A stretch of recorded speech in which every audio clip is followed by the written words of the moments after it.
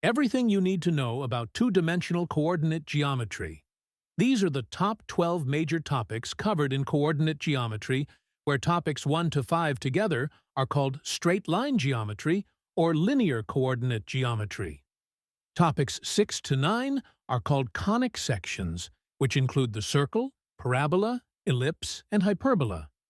These curves are obtained by cutting a cone in different ways, and they introduce more advanced ideas such as focus, directrix, and eccentricity. Topics 10 to 12 deal with locus, transformation of axes, and polar coordinate system. Today we will be covering these 5 topics. We begin with the Cartesian coordinate system. Here, any two-dimensional plane is defined by two mutually perpendicular straight lines called the rectangular axes, namely the x-axis and the y-axis, which intersect at a point called the origin having coordinates 0, 0. These axes divide the plane into 4 regions called quadrants, where in the first quadrant both x and y values are positive. Then in the second quadrant, x is negative and y is positive. In the third quadrant, both x and y values are negative, and in the fourth quadrant, x is positive and y is negative. The position of any point, called its coordinate, in the plane is represented by an ordered pair of real numbers written as x, y, inside brackets. The perpendicular distance of a point from the x-axis is given by the absolute value of its y-coordinate, and the perpendicular distance of the same point from the y-axis is given by the absolute value of its x-coordinate. For example, if a point has coordinates 2 and -3, in which quadrant do you think it lies, and what will be its distance from the x-axis? Let me know your answer in the comments. Now, in coordinate geometry, we can calculate the distance between 2 points using their coordinates. The distance depends on the difference in their x values and the difference in their y values. For example, the distance between these 2 points is given like this, which turns out to be equal to 5. Then we can also find the midpoint of a line segment. The midpoint is simply the point that lies exactly halfway between 2 given points. Its x-coordinate is the average of the 2 x values, and its y-coordinate is the average of the 2 y values. Sometimes a point does not divide a line into equal halves. It may divide it in a given ratio, like 2 is to 1 or 3 is to 2. This idea is called the section formula. If the point lies between the 2 given points, it is called internal division. So if a point P divides segment AB internally in the ratio m is to n, where the coordinates of points A and B are given like this, then the coordinate of point P is given using this formula. Now, if P lies outside the line segment AB, it is called external division, and it is given like this. For example, suppose point A is 2 and 3, and point B is 5 and 6, and P divides AB internally in the ratio 2 is to 1. So here, x1 and y1 are this, then x2 and y2 are these, and m and n are 2 and 1. Thus P will be this, which on simplification gives 4 and 5. Then coordinate geometry is also used to find important special points of a triangle, such as the centroid and the in-center.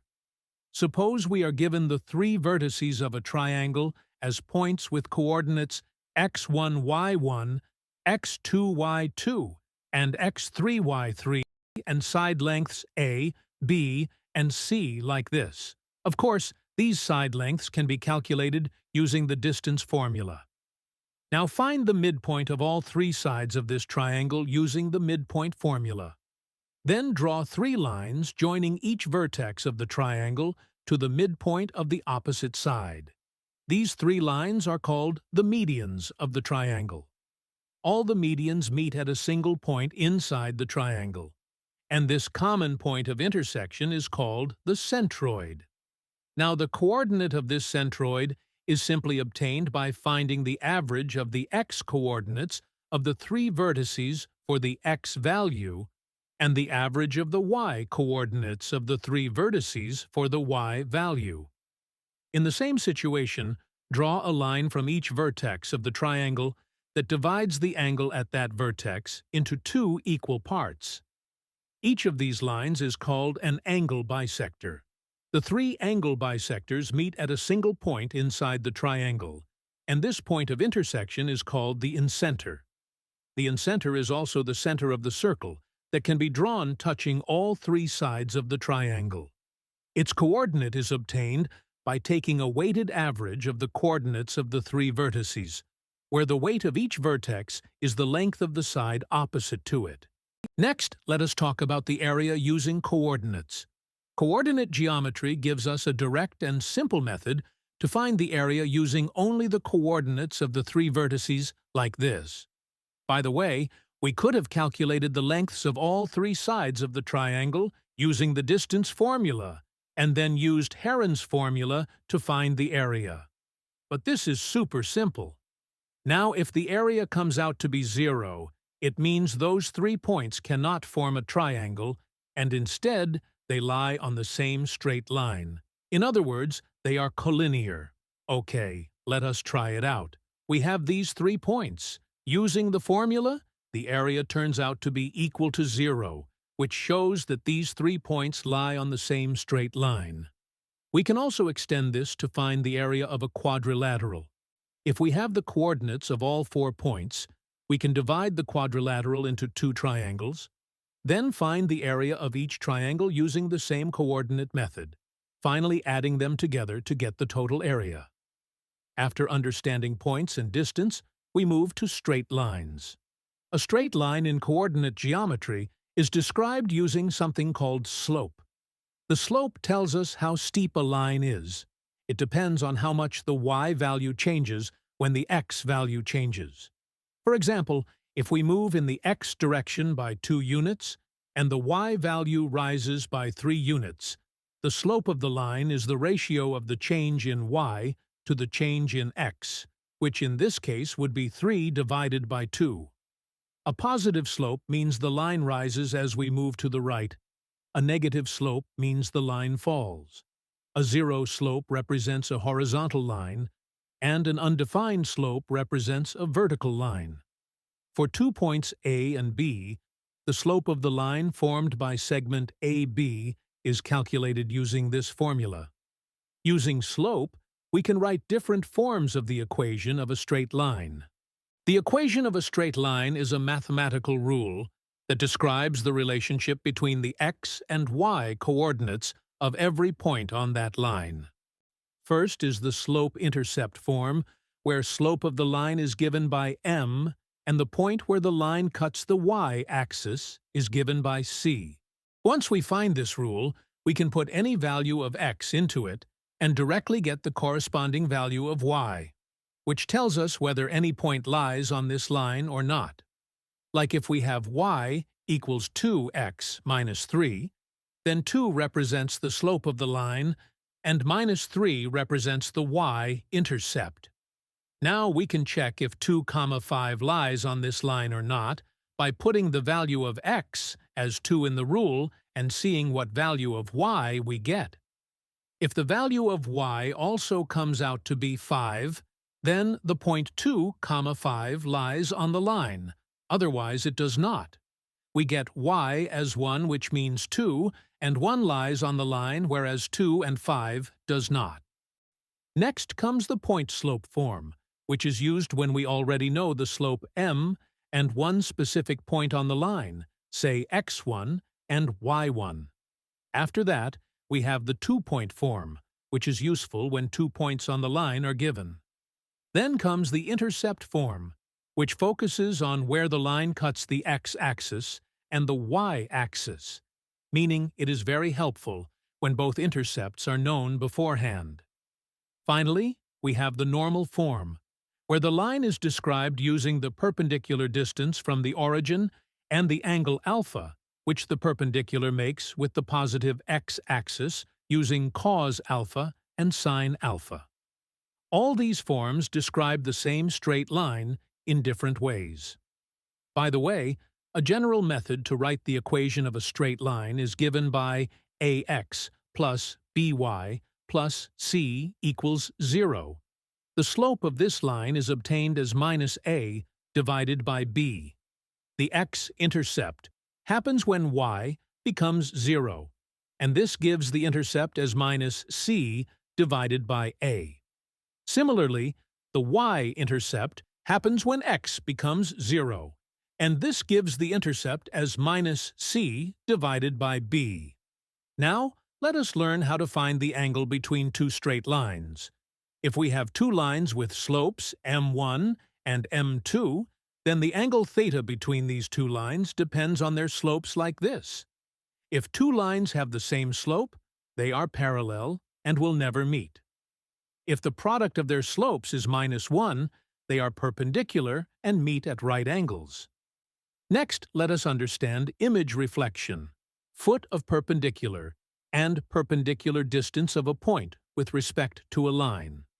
Imagine a straight line given by this general equation, and a point P with coordinates x1 and y1 somewhere on the plane.